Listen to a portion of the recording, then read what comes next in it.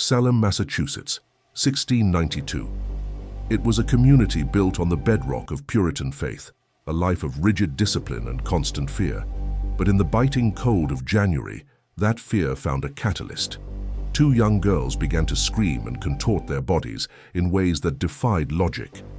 We thought it was a sickness of the soul. We didn't know the doctors would call it the evil hand. Pressure mounted. The girls were pushed for names. Who was hurting them? They pointed to the outsiders, a Caribbean slave, a homeless beggar, and a sickly woman who rarely attended church. The spark was lit. Within weeks, the jail cells were overflowing. The legal proceedings shifted from justice to theater.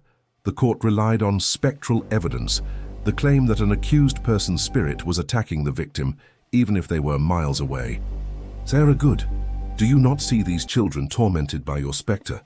They cry out at your very shadow.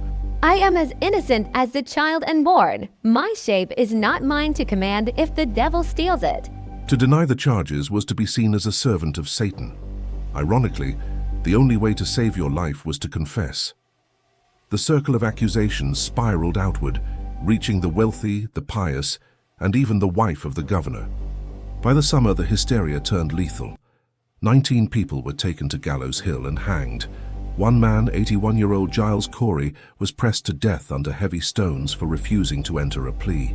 They took us to the high ground we looked at over the bay one last time. There was no magic, there were only the weight of the rope. 5 others died in the damp, freezing conditions of the prisons. Over 200 lives were shattered by a truth that existed only in the mind. By May 1693, the fever broke. Governor Phipps pardoned the remaining prisoners, and the spectral evidence was deemed inadmissible. Years later, some of the accusers and jurors publicly begged for forgiveness.